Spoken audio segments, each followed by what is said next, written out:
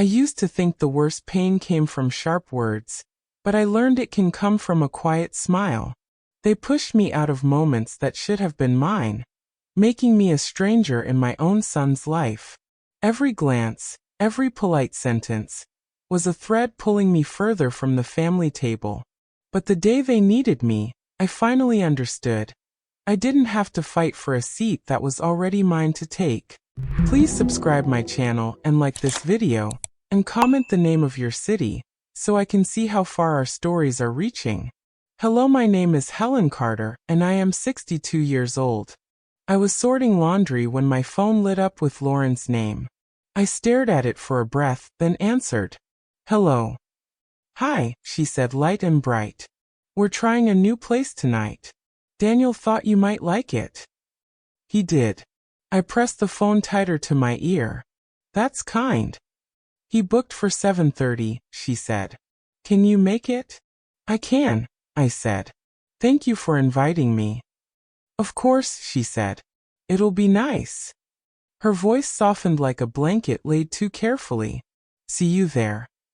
When she hung up, the room felt both bigger and smaller. I stood by the laundry basket, holding a damp towel, listening to the quiet. Nice, she said. I let that word sit, like a warm cup I didn't trust yet. At 7:15, I pulled the front door shut and locked it twice. The evening air was warm, a little sticky. On the drive, I practiced small sentences. You look lovely. How's work? I brought a peach cobbler, maybe next time. Silly maybe, but my mouth needed something safe to hold. The restaurant glowed like a postcard, gold light, glass doors, a crowd at the entrance. Inside, the hostess smiled with all her teeth. Reservation for Daniel, I said. She checked the screen. They're here. I'll walk you over.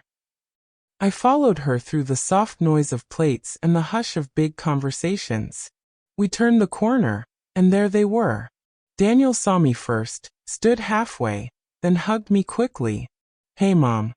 Hi, I said, hand on his sleeve. He smelled like the cologne I used to put in his stockings every Christmas. Lauren stood, smooth and careful. You made it, she said. She kissed the air near my cheek. You look nice. Thank you, I said. You too. We sat. The tablecloth felt too white, the napkins too stiff. A candle flickered between us. Lauren's earrings flashed when she moved her head. Her smile was pretty. It stayed exactly the same size each time. A waiter appeared. Sparkling or still? Sparkling, Lauren said, with a quick glance at me. Right, Mom? Still is fine for me, I said. Daniel picked up the menu. They have those little fried things you like, he said. The zucchini. Zucchini fritti, Lauren said. They're small. She looked at the waiter. Let's do one order. For the table. 2, Daniel said. Mom will want her own. Just one is fine, I said. Lauren set her menu down. So how's your week? She asked. Busy. I baked on Tuesday, I said. Jane from church came by. We had tea. That's nice, she said. The word sat heavy between her teeth. Daniel's been slammed. I can tell, I said. I'm fine, Daniel said. He smiled at me, but his eyes slid past, toward the bar. Just a long week. The waiter poured water. A little splash hit my knuckle. I wiped it with the edge of my napkin. The room hummed. Forks clicked. Somewhere behind me, someone laughed too loudly, and then stopped. So Lauren said, We've been thinking of doing a little trip. She widened her eyes at Daniel like a cue. Maybe next month. Maybe, he said. If work settles down. Where? I asked. Anywhere with a spa, she said. My back's been tight. I like the mountains, I said too softly. She tilted her head. Oh. Daniel cleared his throat. Mom, your garden, how's it doing? Green beans are stubborn, but the roses are trying, I said. I talked to them. Lauren smiled without her eyes. That's cute. The waiter brought the fritti, a stack of golden ropes on a white plate. He placed it in the middle and set 3 small plates down. He left a little too fast. Try one, Daniel said. I reached, but Lauren's fork touched mine midair. She laughed. Oops. She lifted the best piece to her plate and dabbed it in sauce. So good, she said, her mouth careful not to smudge. I took a smaller piece. It was hot and salty, and I wondered if it was rude to want another. Daniel drank his water, like it held answers. You know, Lauren said, it's really nice you could make it for once. I blinked. For once. She tucked a strand of hair behind her ear. You've missed some things. I thought I was giving you space, I said. Space is different from absence, she said. She sipped her sparkling water and looked at the candle. Daniel put his hand on the table. Let's not. I'm just saying, she said, sweet again. It's nice you're here. It is, I said. I turned my glass a 1/4 inch clockwise, then back. The napkin lay in my lap like a surrendered flag. I breathed in slow. I wanted the evening to be simple. I wanted to believe her. The waiter returned with our meals. He slid a plate in front of me. The fish glistened with lemon. Anything else I can get you? We're good, Lauren said, not looking at him. Thank you, I said. He glanced at me, nodded, and left. Daniel cut into his steak. Mom, remember that picnic we did by the lake? He asked. With the kites? I do, I said, smiling. You ran so hard you tripped and laughed. She told me that story, Lauren said. Twice. She placed her fork down, then picked it back up. I like that story, I said. I'm sure you do, she said, and took a bite. The knife scraped the plate. The sound landed under my skin. Work's been. Daniel started, then stopped. He looked at Lauren. Busy, she finished for him. He's being considered for a lead position. She said it like she was the one interviewing him. That's wonderful, I said. Proud of you. Thanks, he said. His smile was quiet. He chewed longer than he needed to. Lauren lifted her glass. To fresh starts, she said.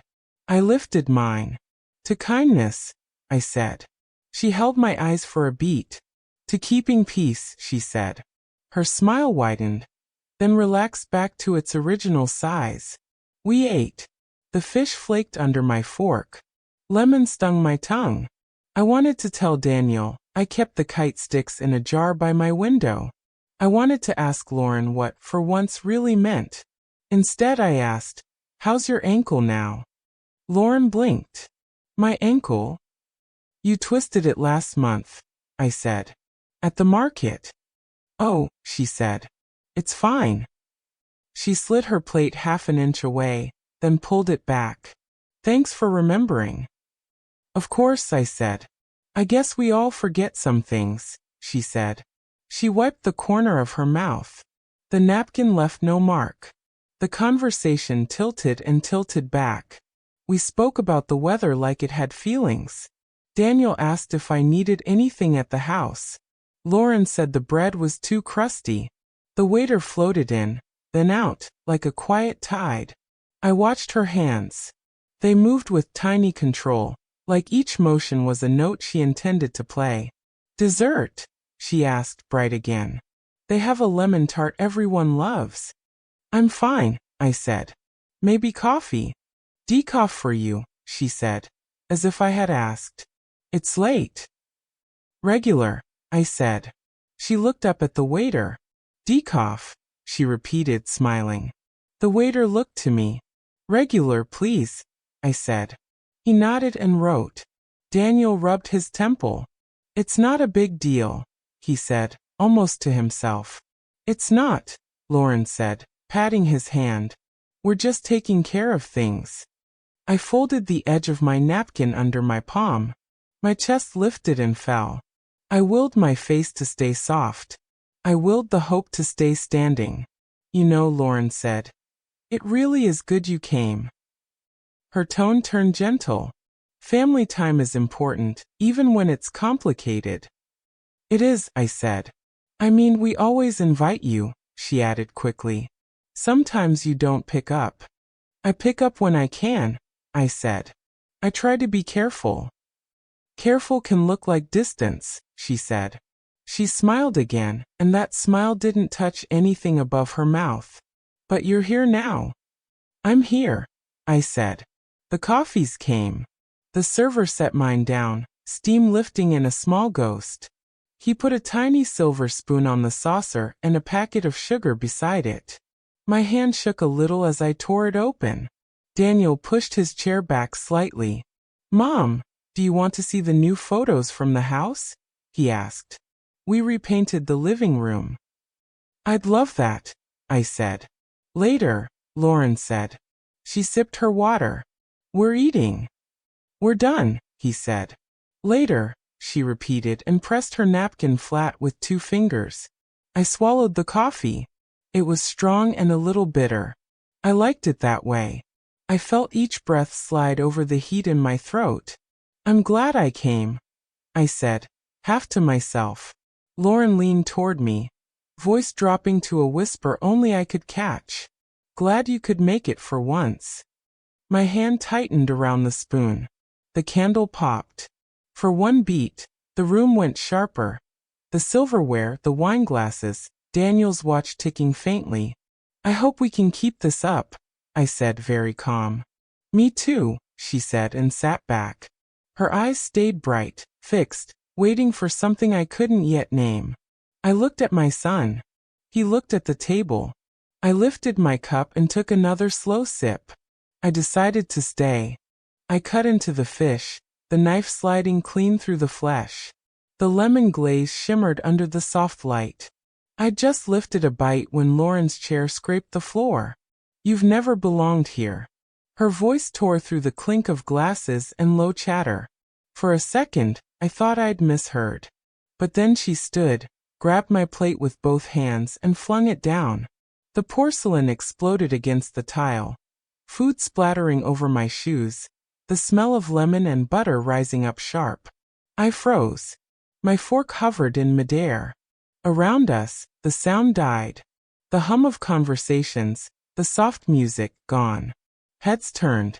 A woman at the next table pressed her lips together, like she was holding in a gasp. Daniel's fork stopped halfway to his mouth. Lauren, his voice was small, unsure. No, Daniel, she said, loud enough for the far tables to hear. This has gone on long enough. I felt the air tighten in my chest. What are you doing? My voice was quiet, but it felt like everyone could hear. What I should have done months ago, she snapped. She didn't look at me. She looked around, like she wanted witnesses. A waiter stepped forward, a tall young man with hair falling over one eye. Is everything all right here? His voice cracked on all. We're fine, Lauren said without glancing at him. Just clearing up a misunderstanding. I could feel the eyes, people pausing mid-bite, leaning subtly in our direction. I tried to move my feet, but they felt rooted. The warmth in my face spread to my ears. Lauren, stop, Daniel said, setting down his fork. She turned to him, her tone suddenly softer. You know I'm right. She doesn't belong here. Not with us. My hands trembled in my lap. With you? I asked. I'm your mother. Her lips twitched into something between a smirk and a smile. Exactly my point. The waiter shifted his weight. Ma'am, if... It's fine, I said, not looking at him. Please, just it's fine. But it wasn't fine. The smell of the ruined meal clung to my dress. My shoes felt sticky. My throat tightened, but I held my chin steady. Daniel leaned toward her. You've gone too far. Have I? She said, her voice dropping but still sharp enough to cut. She's been walking over us for years, Daniel. Someone had to say it. I didn't ask you to, he said. You never do, she replied. I swallowed hard. I'll go, I said. Daniel's eyes flicked to mine, then away. Mom. It's fine, I said again, my voice even this time. You finish your dinner. I pushed my chair back. It made a dull scrape against the floor. I reached for my coat on the backrest, brushing crumbs from the fabric. My fingers shook so badly I almost dropped it. Lauren stepped aside with exaggerated politeness. "Don't let us keep you." The sting in my eyes threatened to spill, but I forced the tears back. I slipped one arm into the coat, then the other, slow and steady. The waiter stayed still, watching like he wasn't sure if he should help or disappear. "I'll call you," Daniel said, almost under his breath. I nodded once. "Don't," I said, surprising myself with the firmness in my voice. I turned toward the entrance, my heels clicking too loudly in the silence. Conversations had not yet returned to normal. I could feel people still watching, waiting to see if there'd be more. The door felt far away. Each step was its own small battle. My coat brushed my legs, the fabric heavy now. Just before I reached the hostess stand, I heard Lauren's voice again, lower but still carrying in the quiet room. Finally. I didn't look back. The hostess gave me a quick, uncertain smile. "Have a good night?" Her words rose at the end like a question she already knew the answer to. I managed a tight nod. "Thank you." Outside, the night air hit me like a wave. Cool, clean, and sharp. The street smelled faintly of rain though the ground was dry. I stood still for a moment, listening to my own breathing. Through the glass, I could see them. Daniel leaning back in his chair, Lauren gesturing with one hand, the candle between them still burning. The sound of the restaurant door opening behind me made me glance over my shoulder, but it was just a young couple walking in, laughing about something private. They didn't notice me. I turned away and started walking. Each step put more distance between me and the shattered plate, the ruined dinner, the stranger's eyes. But the heat in my chest stayed, pulsing with each breath. The city lights blurred slightly as I passed them, not from rain, but from the tears I wouldn't let fall until I was home. And even then, I wasn't sure I'd let them. I closed the door behind me, and the latch clicked louder than it should have. The house felt different, like it knew. I dropped my coat on the chair, kicked off my shoes. The faint smell of lemon butter still clung to me. The quiet in the kitchen pressed in, heavier than the noise at the restaurant. No plates clinking, no forks tapping, no strangers breathing in the same space. Just me. The phone buzzed on the counter. "Marla from next door. Saw you at Bella's tonight. What happened? Are you okay?" Another number I didn't save. She really did that? "Gloria from church. Call me honey. People are talking." I set the phone face down. It buzzed again. I turned it over. "Heard she shouted at you. Some say it was about money?" "Money? Of course." I rubbed my temples. People always want a reason, a neat little package to pass around. No message from Daniel. Not a missed call. Not a "Mom, are you home?" I poured myself a glass of water and sat at the table. The chair creaked. The clock ticked in the corner, each second too loud. I looked toward the window. The street outside was still. A single car was parked under the lamplight. When he was younger, Daniel used to park right there after work, holding a bouquet of whatever flowers were cheapest that day. Carnations, daisies. Once a bundle of baby's breath, because they looked soft like you. My hand drifted toward the phone again. I opened a blank message. "Daniel, I don't know what happened tonight, but I'm here when you're ready to talk." I stared at it. My thumb hovered over send. Then I deleted it. I made tea instead. The kettle hissed, then clicked off. I poured, stirred, watched the steam curl and fade. The mug warmed my hands, but not enough. The phone lit up again. Another neighbor. She was out of line. "Don't let it get to you." Easy words, when they didn't see the look in his eyes. I carried the tea to the window seat and sat down. The glass was cool against my shoulder as I leaned back. I could see the faint outline of my reflection, tired eyes, hair pulled loose from its pins. The betrayal didn't shout. It didn't break dishes. It settled in my chest like wet sand. Heavy. Cold. Daniel's silence was worse than her words. Words I could fight, argue, twist apart. Silence left me with nothing to grab onto. Another message came. Are you going to the community dinner Saturday? I didn't answer.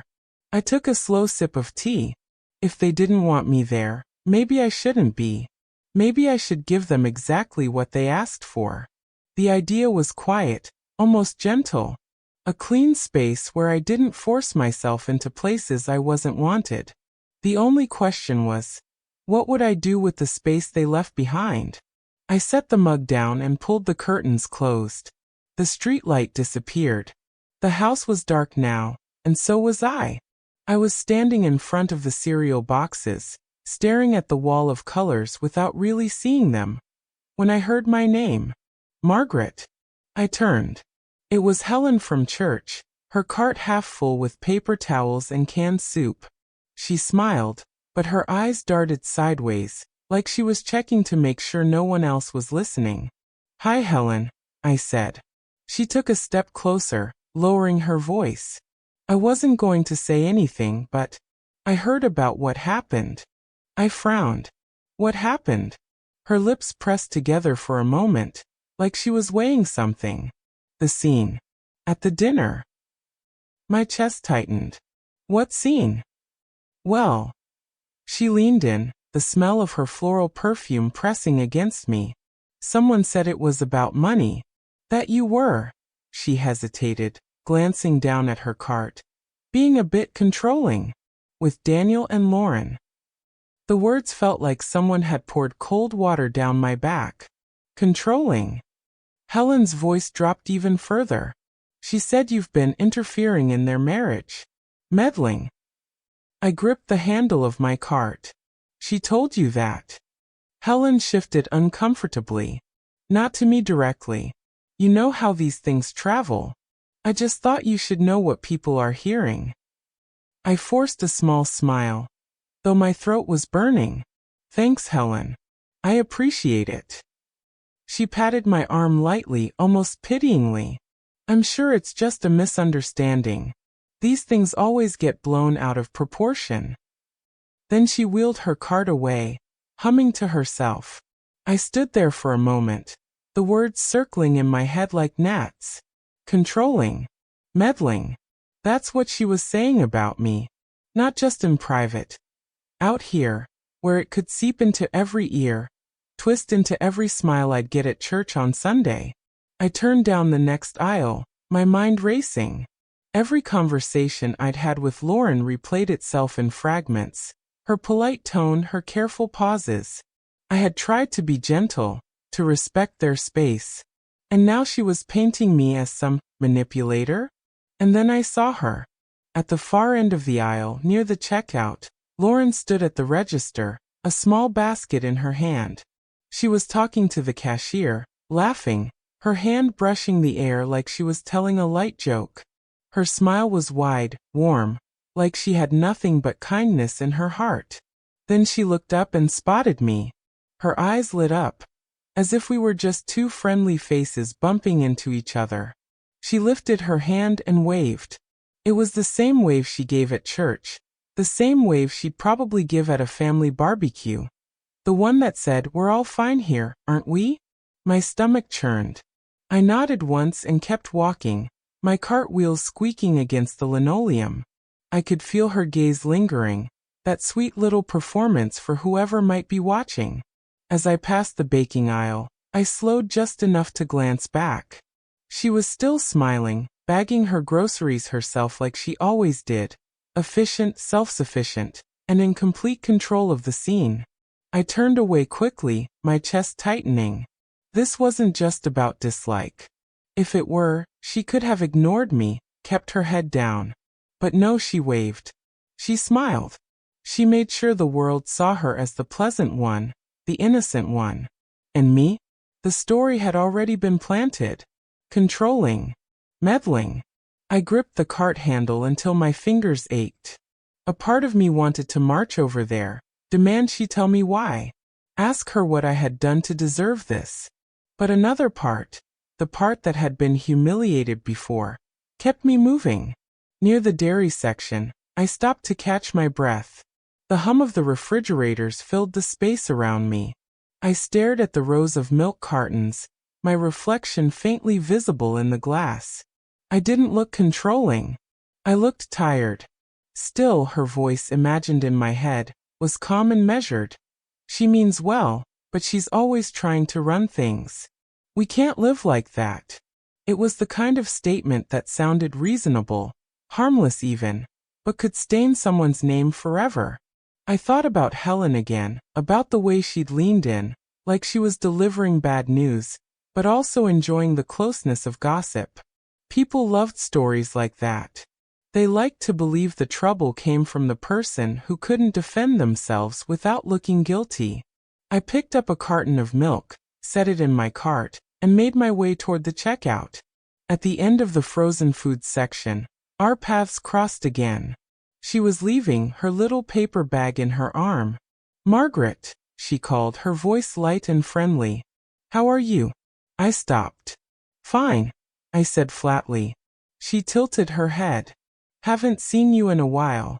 We should get together soon." Her eyes were bright, but her smile didn't quite reach them. It was a perfect mask. I forced myself to nod. "Sure." She reached out, touching my arm briefly, like we were dear friends. "Take care," she said, and walked past me toward the door. The automatic doors opened for her, the sunlight spilling in like some kind of stage light. She didn't look back. I watched her go, the echo of her touch still on my sleeve. Maybe this wasn't just about disliking me. Maybe it was about erasing me entirely, making sure when people thought of Daniel's life, my name didn't belong in it. I turned back to my cart, pushing it forward slowly. The wheels squeaked again, but this time, the sound felt like the only honest thing in the room. I balanced the warm casserole dish in my hands as I knocked on Mrs. Klein's door. She was slow to answer, as always, but when the door creaked open, her face lit up. "Margaret." "Oh, you didn't have to," she said, stepping aside to let me in. "I was making it for myself," I lied, walking toward her small kitchen. "Too much for one person."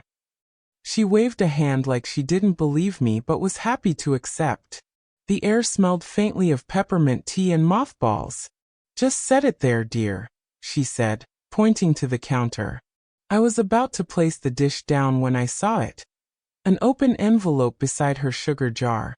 My son's handwriting sprawled across the front. Daniel's handwriting. I froze. "That's from Daniel?" Mrs. Klein glanced over, then chuckled. "Oh yes. Such a sweet boy. I've been helping them with some property paperwork. You know, these young couples, they get so tangled in forms and signatures." "Property paperwork?" I repeated, my voice thin. She nodded, turning back to her cupboard. Lauren asked me to witness a signature the other day. I've done it before for neighbors. No big deal." Something in my stomach twisted hard. "What kind of paperwork?" "Oh, I'm not sure I should," she began, but then her kettle whistled from the stove. "1 second, dear." As she shuffled over to turn off the heat, I looked back at the envelope. A single page lay half slit out. My eyes dropped to the words, unsteady but deliberate. Daniel Carter. Lauren Carter. And then power of attorney. My fingers tingled. I skimmed further, searching for my name. Nowhere. Not in the authorizations, not in the beneficiaries. My grip tightened on the counter's edge. The kettle clicked off. I slipped the page back into place just as she returned, carrying 2 mugs. "You'll have tea, won't you?" she asked, setting them down. I can't stay," I said quickly, stepping back. "I just remembered something." Her brow furrowed. "Oh, is everything all right?" I forced a smile that felt more like a grimace. "Yes, fine. I'll stop by again soon." I didn't even take the casserole dish out of my hands. It was still sitting on her counter when I stepped out into the cool air, my pulse hammering. They'd been planning this. Not last week, not after some fight. This had roots. Carefully planted, watered behind my back. Lauren pulling strings. Daniel going along with it. And Mrs. Klein helping. Smiling. I gripped my coat tighter, walking faster toward my car. Every step felt heavier. In my mind, I could see Lauren's calm expression as she handed over those papers, the casual confidence in knowing I'd never see them. And Daniel, my own son, signing his name, knowing exactly what it meant. The wind picked up, scattering dry leaves across the street. I stood beside my car for a moment, my breath catching in my throat. They weren't just shutting me out. They were moving me out of the picture entirely, while making it look like a simple matter of paperwork. When I finally slid into the driver's seat, my hands were trembling. I gripped the steering wheel until the leather creaked. This wasn't sudden. It wasn't emotional heat of the moment. It was planned, calculated. The kind of move you make when you've decided someone doesn't matter anymore. I took a slow breath before knocking on the door. My pulse thudded in my ears, but I kept my face steady. When Daniel opened it, he didn't meet my eyes. "Why didn't you tell me?" My voice came out calmer than I felt. His gaze flickered, just for a moment, soft, almost guilty. Then it tightened. "Mom, it's complicated." Complicated. I stepped inside before he could stop me. "It's my life. My family. Since when do I get the edited version of things?" He sighed, rubbing the back of his neck. "I thought." Lauren appeared from the kitchen, a smile already plastered on her face. "We just thought it would make things easier for you, Mom." Her tone was light, syrupy, as if we were talking about the weather. Easier. The word landed like a slap. She glided over, holding a steaming mug. "Coffee?" she asked, as though the restaurant scene never happened. As though I hadn't been left sitting alone with stares on my back. I took it, though my hands shook. The heat from the cup felt too sharp against my skin. "Thanks," I said, my voice even, though my stomach churned. She settled across from me, legs crossed neatly, that perfect hostess posture. "It's been a stressful time for all of us," she said, her smile never slipping. "Sometimes choices have to be made quickly." Daniel stood by the counter, arms folded. "We didn't mean to hurt you," he muttered, eyes still avoiding mine. "But you did," I said, taking a small sip, trying not to show the tremor in my hand. "You both did." Lauren leaned forward, touching my arm lightly. Her nails were pale pink, immaculate. "We just need to move forward. No hard feelings, okay?" Her touch was warm but empty, like pressing my hand to a closed door. I forced a small nod, letting my lips curl into something that looked almost like agreement. "Of course. Moving forward." Her eyes searched mine, looking for cracks. "I knew you'd understand." Daniel shifted uncomfortably. "Mom," he stopped, swallowed, then looked away again. I took another sip of the coffee, though it tasted bitter. My throat tightened, but I swallowed it down. Lauren's smile widened. "You've always been so strong. We just want what's best for you." For a moment, silence sat between us, thick as wet cloth. I set the mug down carefully, my fingers curling against my knee under the table to keep them from shaking. I let my voice soften. "I appreciate that. Truly." Her shoulders eased, as if she'd won something. I kept my eyes steady on hers, hiding the truth that had started burning in me the second I stepped through the door. If they thought I'd fade quietly into the background, they didn't know me at all. And they were about to learn. Margaret's kitchen still smelled like chamomile and fresh bread, just like it always had. She pulled out a chair for me without a word, the way you do for someone you've known long enough to read without asking. I sat, folding my hands in my lap. My voice was low. "I need your advice. And your discretion." Her brow furrowed, but she didn't speak, just poured the tea and slid the cup toward me. "They've been making decisions. Without me."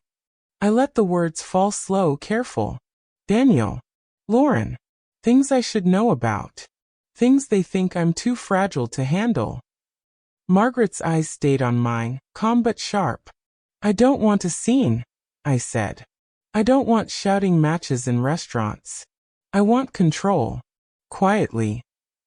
She leaned back, her fingers laced together. You still have your will? Yes. You let me draw it up for you years ago. I nodded. She reached for a small notepad. Then this will be easy. You make certain changes. Quiet changes. No announcements. I studied her face. If I do this, they won't know until you want them to know, she finished for me. And by then, it will be too late for them to undo it. I sipped the tea. My hands had stopped shaking. What should I start with? She began listing steps, her voice even. First, move your funds. Not all at once, just enough at a time to look ordinary. Second, lock any accounts they might have access to. Third, write letters to the people you trust most. Give them instructions sealed. No one sees them until the right moment. Her pen scratched across the page as she spoke, neat as always. I let the silence stretch before answering. And the will? Margaret smiled faintly. We'll adjust it. Just enough that it won't raise questions now but later. She let the thought trail off. I sat there for a long moment, the steam from the tea curling between us. Margaret, you've always been better at this than I have. She tilted her head. You're better than you think, Helen. You've just been too polite. That stung, because it was true. By the time I left her house, the list was tucked neatly in my purse, folded twice. That evening, I sat at my desk with the lamp casting a soft circle of light over the papers. My bank statements lay in a tidy stack. One by one, I went through them, marking small amounts to shift into my private account. Not enough to raise alarm, just enough to start shifting the balance back toward me. The computer screen glowed as I clicked through account settings, locking down anything that could be accessed without me knowing. Every confirmation email felt like a door quietly closing. Then came the letters. I wrote 3, each one to someone I trusted, sealed and marked with instructions. My handwriting was steady, the words simple, without emotion. They didn't need to know the whole story yet. Halfway through, I caught my reflection in the darkened window. My lips were curved, faintly, but undeniably, into the first real smile I'd worn in weeks. I sat back, letting that feeling settle in my chest. The power they thought they were taking? It had never been theirs to begin with. I gathered the envelopes, stacked them neatly, and slid them into the top drawer. Now all I had to do was wait. Wait for the day they'd look at me and realize the ground under their feet had shifted, and I was the one who moved it. The phone rang just after breakfast. Daniel's name flashed across the screen, and for a moment I just stared at it. Months of silence, months of pretending they didn't exist, and now, this. I answered slowly. Hello. Mom. His voice was tight, brittle. We need to talk. We. I asked, letting the word linger. Lauren and I. Things have gotten bad. The business, legal fees. He exhaled hard. We need your help. There it was. Not a visit. Not an apology. Need. I see. I said, keeping my tone flat. Can we meet? Today. The cafe was half full, sunlight slanting across the tables. I chose a seat by the window and let them arrive late. When they walked in, Lauren's smile was already in place, sweet, polished, and false. Mom, she said, sliding into the seat across from me. Daniel followed, sitting beside her. We've had our differences, Lauren began, her tone syrupy. But family sticks together when things get hard. I stirred my coffee slowly, watching the dark swirl. Do they? She leaned forward, her manicured hand resting near mine. Of course. Whatever happened before. I set my cup down with care. Family also doesn't throw plates in public. The color drained from her face. Daniel's gaze dropped to the table. I'm not here for apologies, I continued. And I'm certainly not here to clean up your mess. Mom, please, Daniel said quietly. We're out of options. You had options, I said. You just didn't want the ones that included me. Silence stretched between us, broken only by the clink of a spoon from another table. I stood, smoothing my coat. Enjoy your coffee. Lauren's lips parted, but no sound came out. I placed a few bills on the table, enough for mine, not theirs, and walked out into the crisp air. For the first time in a long while I felt lighter. The ballroom shimmered with soft golden light, the kind that made everything feel a little warmer than it really was. Silverware clinked against fine china, and the low hum of conversation wrapped around me like a comfortable shawl. I took my seat at the head table, the crisp linen cool beneath my fingers. To my right, the mayor greeted me with an easy smile. I'm glad you could make it tonight. I wouldn't have missed it, I said, and for once it was true. I could see them, Daniel and Lauren, far across the room. Their table was tucked near the back, close to the doors. It was the sort of placement people noticed, even if they pretended not to. I let my eyes drift past them, as though they were no more important than the centerpiece in front of me. The mayor leaned in slightly. I hear you were one of the largest donors this year. I smiled. It's a cause worth supporting. Out of the corner of my eye, I caught Lauren glancing toward me. The second our eyes met, she looked away, her fork suddenly very interesting. I felt no sting in it, only the quiet satisfaction of a game well played. The first course arrived, roasted beet salad, bright against the white plate. The woman to my left, Margaret, reached over to squeeze my hand. You look good tonight. I feel good, I said, and I realized I meant that too. We spoke about travel, about books, about little things that had nothing to do with family politics or unspoken debts. Laughter rolled easily from my throat, unforced, and when the man across from me told a joke about his disastrous attempt at gardening, I laughed until my shoulders shook. Halfway through the evening, the MC took the stage. We'd like to acknowledge our donors, he began, reading names in a careful rhythm. And a special thank you to Helen Carter, whose generosity has allowed us to launch our new literacy program. Applause swept the room. I felt my cheeks warm, not from embarrassment, but from the unexpected swell of pride. My name had been spoken aloud in a room that mattered. Across the way, Lauren's head was tilted, her smile frozen in place. Daniel clapped politely, his eyes fixed on the tablecloth. The applause faded, replaced by the soft strains of a string quartet in the corner. The main course was served, herb-crusted salmon with lemon butter, and conversation bloomed again.